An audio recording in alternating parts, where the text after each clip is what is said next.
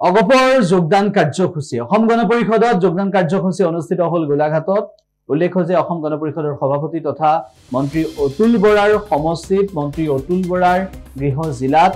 যোগদান কাৰ্যসূচী বিগত সময়ত দেখিবলৈ পোৱা গৈছে আৰু আজিও গোলাঘাটত যোগদান কাৰ্যসূচী অনুষ্ঠিত হল অসম গণ পৰিষদত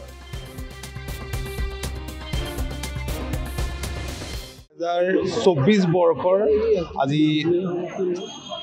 27 ডিসেম্বৰ আৰু কেইটামান দিনৰ পিছতে আমি এটা নতুন বছৰত ভৰি দিম গোলাঘাট অসম গণ পৰিষদ দলৰ জন্মস্থান গোলাঘাটত দলটোৰ ভেটি শক্তিশালী কৰিবৰ কাৰণে দলৰ কৰ্মীসকলে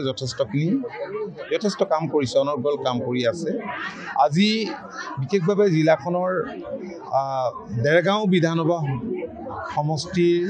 অন্তৰ্গত বিভিন্ন পঞ্চায়তৰ 100তকৈও অধিক মহিলাই অসম গণ পৰিষদ দলত যোগদান কৰিছে আৰু খুব ভাল লাগিছে যে বিভিন্ন দল সংগঠনৰ লগত জড়িত এইসকল মহিলা খুব এক্টিভ সক্ৰিয় মহিলা আৰু বহুত স্বেচ্ছাসেৱী সংগঠনৰ কৰ্মকৰ্তাও ইয়াত আছে মই আটাইকে অসম গণ পৰিষদ দললৈ আন্তৰিকতাৰে স্বাগতম জনাইছো আৰু মই নিশ্চিত যে তেখেতসকলৰ যোগদানে অসম গণ পৰিষদ দলৰ ভেটি শক্তিশালী কৰিব আটাইকে অভিনন্দন জনাইছো আৰু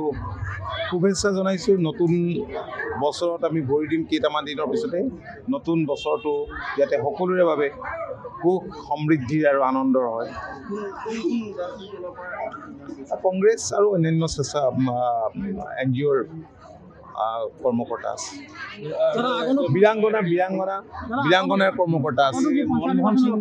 যেহেতু কালি আপোনাৰ ইখন জিলা সম্বল কৰিছে হয় তেখেতৰ মৃত্যু দেশৰ অপূৰণীয় ক্ষতি দুবাৰকৈ দেশৰ প্ৰধানমন্ত্ৰী হৈছিল আৰু এগৰাকী ৰিনাউণ্ড স্কলাৰ ইকনমিষ্ট আৰু যিগৰাকীয়ে অসমৰ পৰা আপাৰ হাউচলৈ প্ৰতিনিধিত্ব কৰিছিল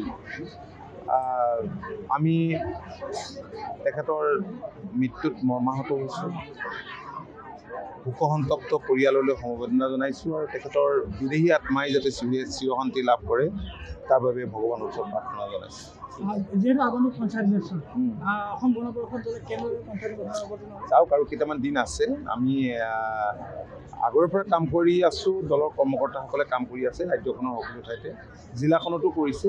গতিকে সময় হওক কেইটামান দিনৰ পিছতে স্পষ্ট হৈ পৰিব এতিয়ালৈকে ছিটবিলাকৰ ৰিজাৰ্ভেশ্যনটো কনফাৰ্ম হোৱা নাই কোন ক'ত উঠিব নহ'ব তাৰপিছতে আমি ঠিক ঠাক কৰিম